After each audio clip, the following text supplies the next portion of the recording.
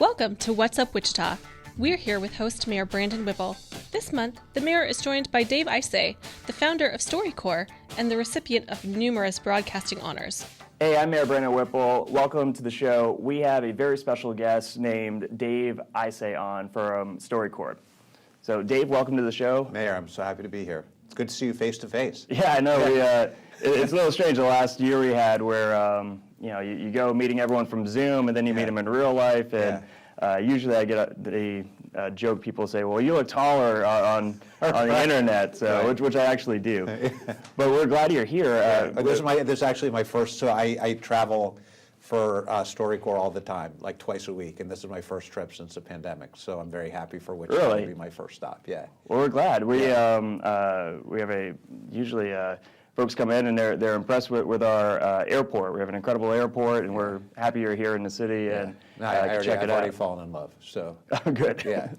Well, and it seems more just people who come here and enjoy the first perception of our city, because you guys aren't leaving anytime soon. So tell us more about the project you're doing and how Wichita fits into that. Sure. So I don't know, I know we're on PBS, so some of your viewers may know us from NPR. So I started StoryCorps 17 years ago. I made radio documentaries for decades before starting StoryCorps, and I've always been a public service kind of fanatic. How do you get the most public service out of using audio? And loved doing radio documentaries, but had this kind of crazy idea almost 20 years ago to try and take the public service aspect of audio up one more level. So created something called StoryCorps. Very simple idea. We put a booth that actually started in New York and then spread all over the country. We put a booth in Grand Central Terminal where you can bring anyone who you want to honor by listening to their story. Your grandma, your grandpa, your parents. You come to this booth, you're met by a facilitator who works for StoryCorps, who brings you inside, the door shuts, the lights are low, you're in this kind of sacred space. And you sit across from your grandmother, there's a facilitator in the corner, and for 40 minutes you ask questions and you listen.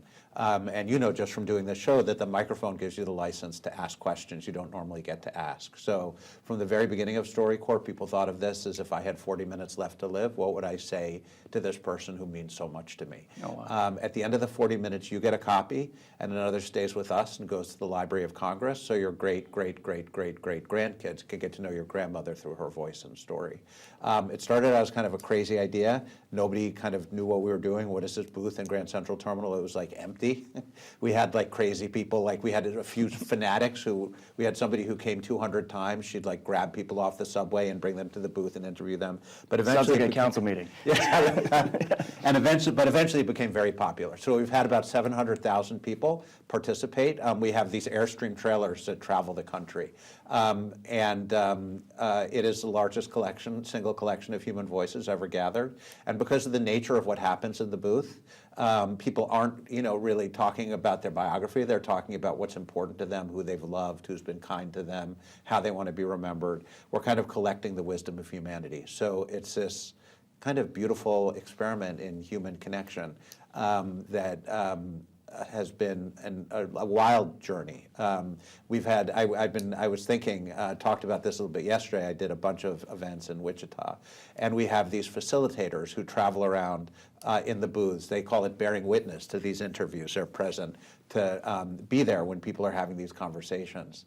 And we've had hundreds and hundreds and hundreds of them. We're a nonprofit. We're a public service in every way.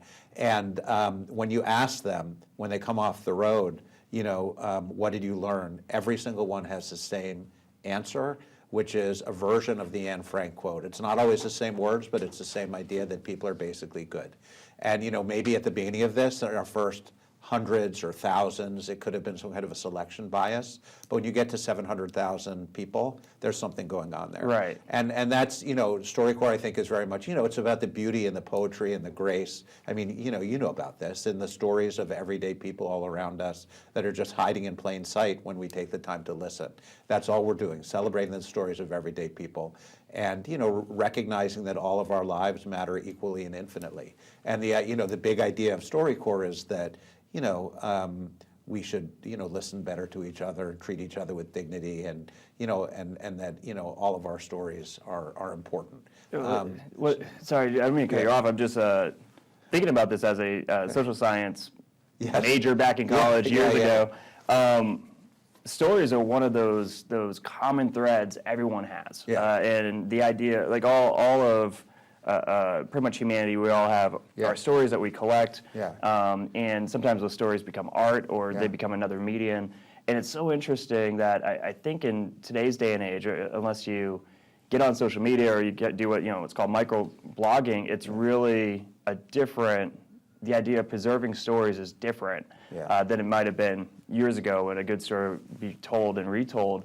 And so what you guys are doing is finding a very human, a very old almost concept that bonds us all as humans, and bringing it to a modern space, it seems. And then not only recording it, but storing it, just like, some stories become myths or legends, just like that. You're storing this in a way in which it can be found later, and other generations can learn from it. Yeah, I mean, I think we're kind of, it's kind of the opposite. We're the anti-Twitter, I guess you could say.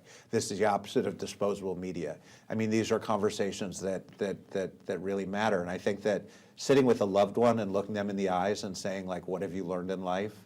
It reminds people that they matter and they won't be forgotten. And that's all any of us really wants to know, And one of the great paradoxes of this time of digital connection, where we're supposed to be so much closer together. We have cell phones. We're always just a few punches with our thumbs away from someone. That in so many ways, digital technology, instead of bringing us closer together, has really made us much farther apart. And that kind of leads to why I'm in Wichita. So we, StoryCorps is, we're a nonprofit that's very successful, kind of beloved all over the country from the people who know us. And it's a methodology that works very, very well. But it's a little bit corny, but I think we're kind of in the human connection business. And 5 or 6 years ago, I and some other people at StoryCorps started thinking about the kind of rifts in human connection that we were seeing in the country across the political divides. That not only we've always argued across the political divides, absolutely nothing wrong with that, but that we were starting to see in kind of really kind of rapidly increasing this idea that we were not seeing each other as human beings across the political divides, and which is extremely dangerous. There is nothing wrong with arguing. That is absolutely healthy. But when we start seeing each other with contempt, that's extremely dangerous. And we started thinking, is there something that we can do using what we've learned about how humans connect to deal with that? Our Hippocratic oath is we do no harm to people.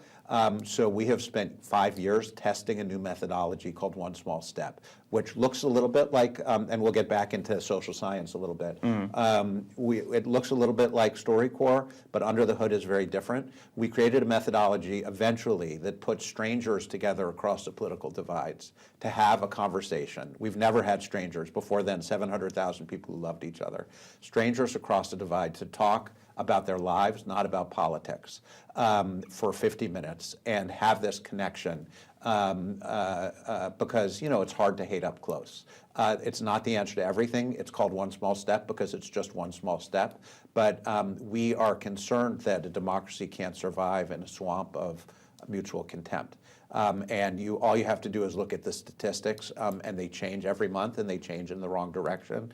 Half the country, 50% of the country thinks that the greatest threat to America comes from our fellow citizens. We are the most divided of all the Western democracies in the world. Americans hate and fear each other more than we hate our traditional and fear our traditional international adversaries. And this is by polling. We are more afraid of our neighbors than we are of the Russians or Chinese. We think our most dangerous enemies are our neighbors. And the numbers click up every month. it's extremely dangerous. So it's called toxic polarization. There are a lot of names for it, affective polarization.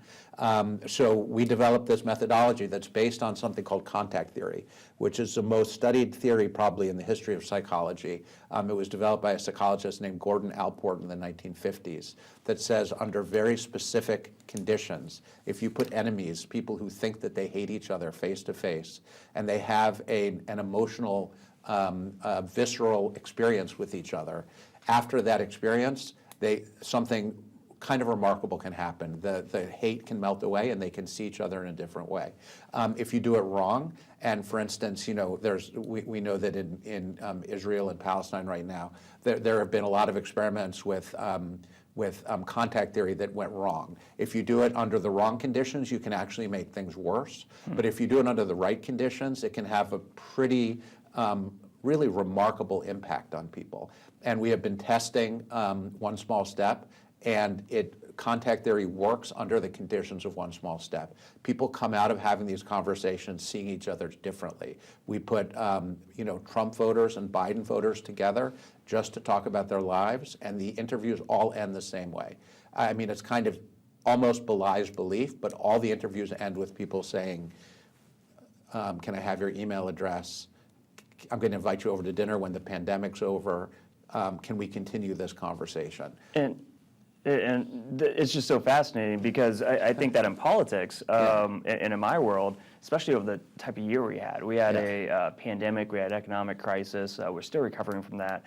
But this was all happening through the lens or in the background, a highly competitive political election.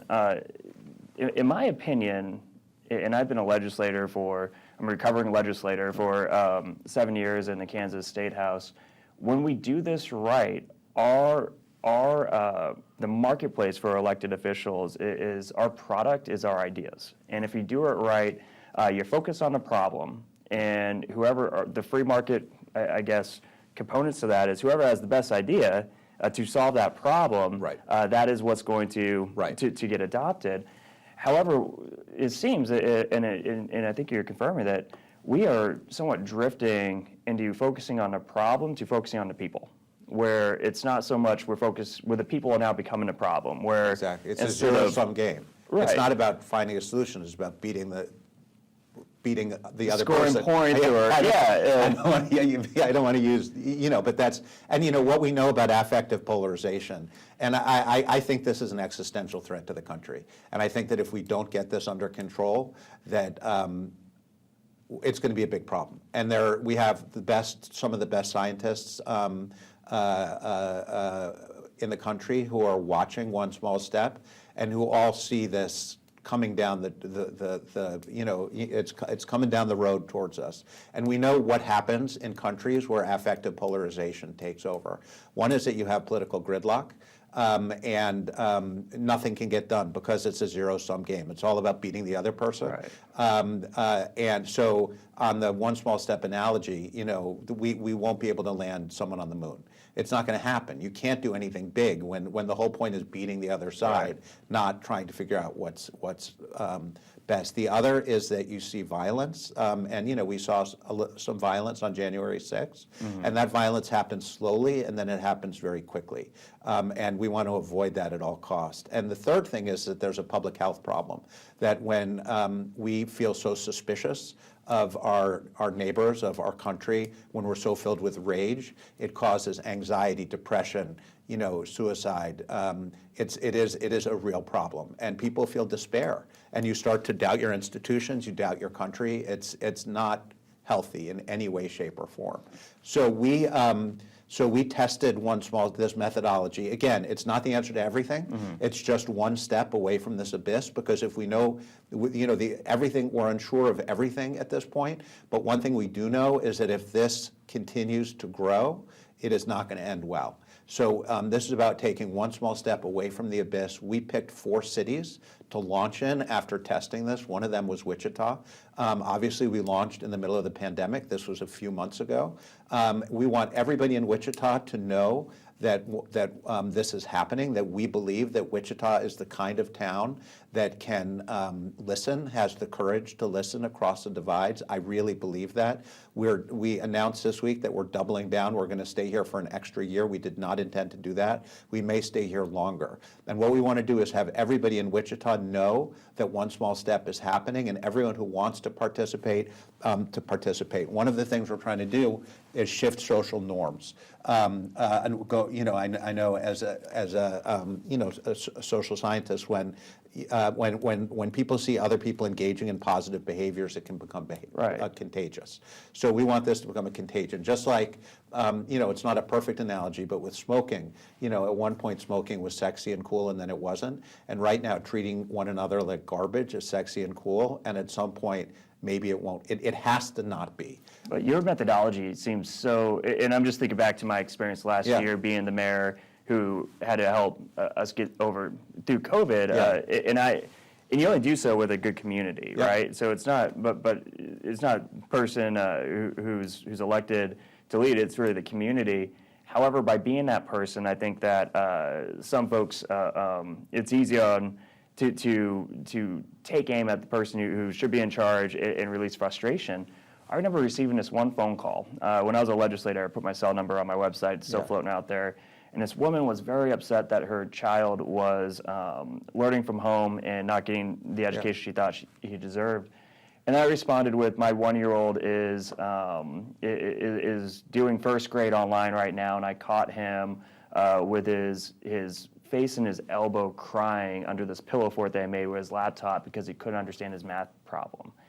And just sharing that story, we had the same. We started off, I think, on different political paths here, and then I just sympathize so much with her story because I'm going through that too. Right. And it totally changed the dynamic of the conversation. That is One Small Step. So I'll tell a story. When this was 5 years ago when I started One Small Step, I went on the radio to look for volunteers to just start testing this thing.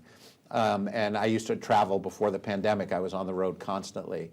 And I went on, I got a text I got an email on the plane from someone forwarding me a message that had come in that basically just said, I can't use the language, but it called me every name in the book and said I was a snowflake and you can't, like, on and on and on and on. And he had left his email address. And and they were like, can you believe this? And then I was just like, you know what? I'm going to write this guy. And from the plane, I sent him a note, and I said, I'm the founder of StoryCorps. We got your message. I'd like to do a One Small Step interview with you. And he wrote back, and he said, I'd love to, and I want to take you to dinner. That's it. It's that we have to have this human connection. Right. I was talking to someone yesterday at one of the events, and we were talking about Mother Teresa, who said that, the problem is that we've forgotten that we belong to one another. Right. We see our neighbors as our enemies. You cannot function in a democracy that way. So we have to figure out a way to get proximate with each other, just like you did with that woman, because obviously if you're, you guys, you and that person who called now probably together could figure out how to get something done, as opposed to hating each other. And that's really what One Small Step is about. And we are totally committed to Wichita. We believe that Wichita can show the rest of the country how this is done and can serve as a model for the country. I think this is not only good for Wichita because, again, it's a public health campaign that people will feel better if they realize that the people they disagree with politically are maybe not so different from them. But also you can serve, Wichita can serve as a model to the rest of the country as the city that pulled this off. And we are going to stay here and fight. It is a David and Goliath kind of moonshot sort of fight. There's a multi-billion-dollar hate industrial complex out there. You've got media, social media. It is easy to make a lot of money to try to get us to hate each other. Right. That plays into very primal, like we are conditioned to be us versus them. Right. And it's very easy to tap into that. So, we're a nonprofit, we're a small nonprofit, but with the city involved, we have so many people who are on our side here, we think that it's worth taking a run at it. I don't know if we're going to succeed, but if we can succeed here, it's going to be a very big deal, and the country will pay attention. Well, thanks for being here, Dave, and we look forward to following the project and see how it goes. Thanks, Mayor. Appreciate it. Of course. Hey, Wind Surge fans! Looking for a place to park at the game? Check out this video to see available lots near the stadium.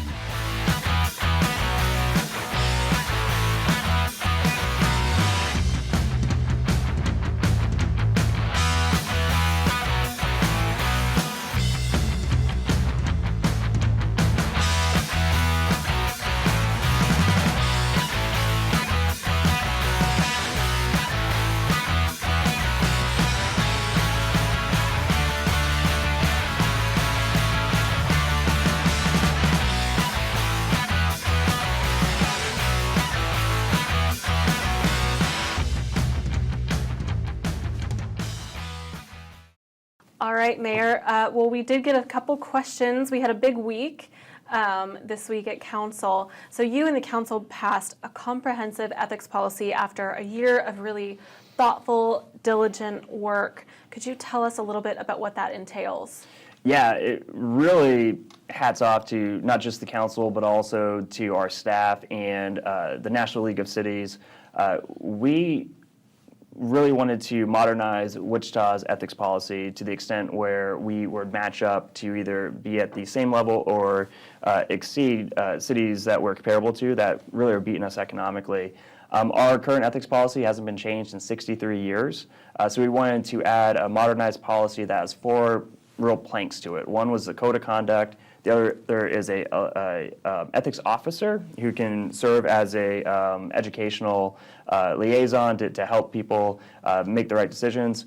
Another one is a advisory board in case there is anything that needs to be investigated, and then of course a whistleblower policy in case anyone does get off the path of ethical behavior, then we can hopefully have that corrected as soon as possible. It did pass. It was unanimous. One member wasn't there, which shows the progress that we've had by coming together and taking on this problem head on. And frankly, I'll just say, according to Site Selector magazine, one of the top 5 variables that will cause businesses to pick a city to move to after the pandemic is strong ethics policy and strong ethical behavior from local officials.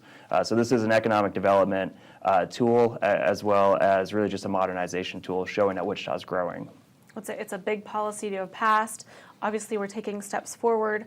I know that there are different components the Council will also look at. What are the next steps? So really, some of the next steps, I think, this policy shouldn't be seen as in a vacuum. So we have the ethics policy for behavior of council members. We have the Kansas Ethics Commission that really regulates campaigning. And then we have really the district attorney who, in response to an investigation, might conduct their own investigation if something looks really bad. So through those elements, there is discussion about, since we kind of opened up the door to really, I guess we would refer to it as decorum or just how members treat each other, particularly with the internet. And so I think that we will be looking towards our policy that pretty much says you're elected, you have to behave like an elected, you have to show each other respect. A lot of times that has been focused on while you're in a meeting, and I think some of the exploration of does this extend to showing respect and carry on respectful dialogue outside of a meeting, such as in social media, where 63 years ago when this stuff was being reviewed, you didn't have social media, so you didn't really need a policy that was going to ensure that everyone was still being as respectful as they should be outside of the building, because you weren't talking to people when you're outside the building. You guys were at home, but now you're at home, you can still communicate. So there's some appetite to open up the policy when it comes to behavioral standards of what an elected official should be. And then I think there's some appetite to look into campaign funding. Should we go back to before we had where only individuals can give money versus LLCs. I think there's some concerns about LLCs donating money to campaigns. If the LLC doesn't have a name on it, is it really transparent? So it's just stuff that we can tackle down the road. I will say, though, that both of those items, code of conduct and also campaign finance, are already currently regulated, while the ethics policy really was somewhat non-existent. So it took us a long time to do ethics policy, while the other two are going to be more tweaks, might take us less time. Yeah. Well, like I said, it was really collaborative, thoughtful process with the community, and I'm sure it'll go far in increasing transparency and trust in our local and appointed bodies. So it was a big week, and not just because of that, but also because Riverfront Stadium is now open. We played our first Wind Surge game. That's right. So tell me, are you excited to have baseball back in Wichita? I am, and really the most exciting part, beyond seeing everyone come together after the type of year we had, where we're so far apart, but knowing that this isn't just about us, about you and I going to the baseball stadium, and you've seen it from really the ground up with the job you've been working the last couple of years, and me coming in, seeing it as actually full, but also the look of my kid's face. When Julian walked in, my youngest, my 3-year-old, and just walked up to the bar and just not really comprehending what true baseball is, but knowing that he was in this incredible space. In fact, he came on opening night with me, and the next day when I got home yesterday, he actually had this drawing that if you look at it in the way, and he's 3, he drew the field. He actually, like the way it's green, and then he had the boxes, and he actually drew the baseball field, which is amazing to me that this 3-year-old had that type of experience. Mm-hmm. And we got him out of there before he got cranky. But he did wolf down a box of popcorn and enjoyed himself. So it's really not just about today, but really how this is going to launch us as a community with our quality of life, of creating memories for families, and of course with the economic development that is going to happen around the arena, because we now are bringing people from all over the region into this one space. Well, definitely. Well, that's all we've got this week. Thank you so much. Thanks for watching this episode of What's Up Wichita. I try to be as responsive as I can on social media, so please be sure to reach out to me there or email me at bwhipple@wichita.gov. If you want to ask a question on next month's show, email social@wichita.gov. You can even send in a short video that we will play on the episode asking your question. Again, thanks for joining us.